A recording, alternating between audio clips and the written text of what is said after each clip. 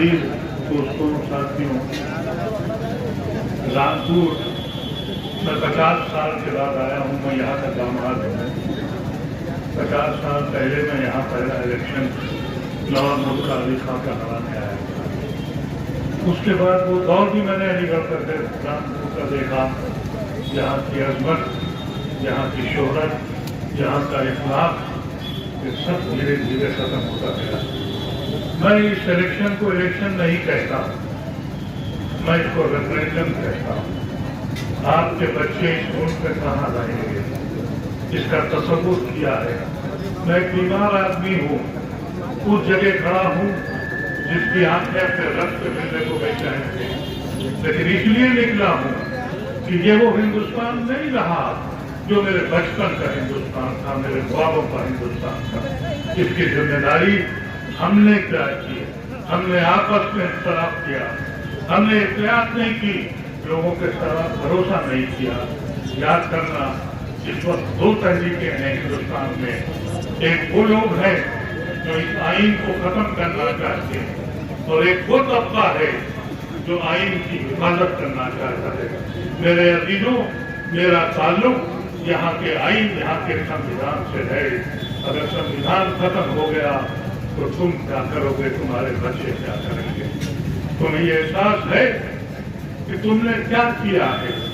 हम वो लोग हैं जो किसी सियासी जमात में नहीं हैं, लेकिन हाँ कांग्रेसी हैं।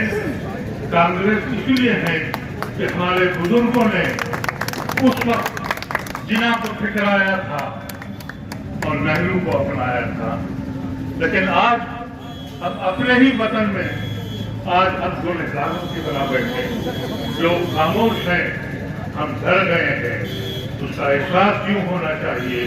84 पार्लियामेंट्री सीट है जहां पर मुसलमान की अक्सरियत है, या जिता सकता है या हरा सकता है।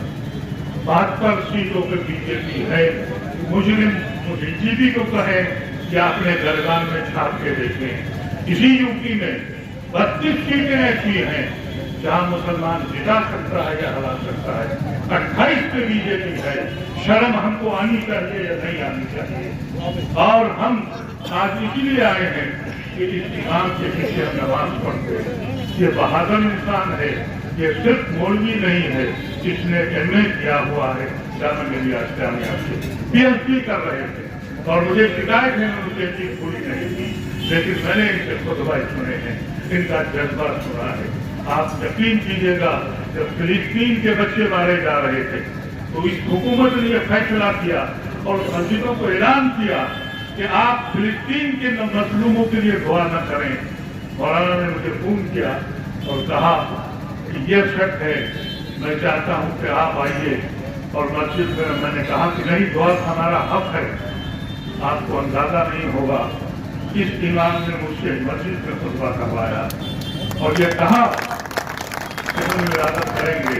आज तक जब से ये तमाशा हुआ है, इनकी मस्जिद में देखने की अकेली मस्जिद है जहां हम साहिबाना नमाज पढ़ते हैं। तो इस शख्स को वो नजर कीजिए कि खुशनसीबी है हमारे साथ। अल्लाह के वास्ते इख्तिलाफात छोड़ दीजिए। ये वक्त हमको मुल्क को बचाना है, और इसका अंदाजा इससे आपको होगा कि वो शख्स जो चल नहीं सकता, जिसको मालूम नहीं है कि उसकी आंखें उसके रब से कब मिल जाए, क्यों आया है आपके बीच? आपको कहने आया है कि अल्लाह के वास्ते सोचना और समझना कीजिए, अपनी मंजिल को पहचानिए, अपनी गलतियों को पहचानिए। मुझे इशारा हो गया है, मैं आपको रुखसत होता हूँ, लेकिन एक बात कह के जाता हूँ कि आप अपने इख्तिलाफात को छोड़ दें। ये लड़ाई इलेक्शन की नहीं है, ये कोई मेला नहीं है। हमने अपने मुस्तकबिल में बात में यही किया है, इलेक्शन को मेला समझा है, एक जश्न समझा है।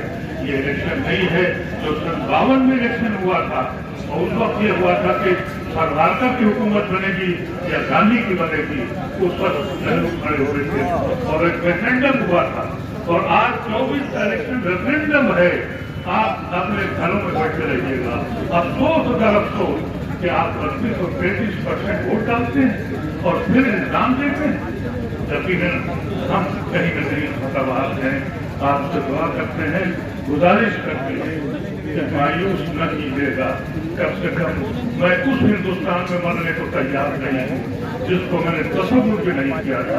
खुदा के वास्ते मेरी मौत ऐसी जगह हो जिस हिंदुस्तान का मैंने तसव्वुर किया था वहाँ मेरी आखिरी सांसें निकले।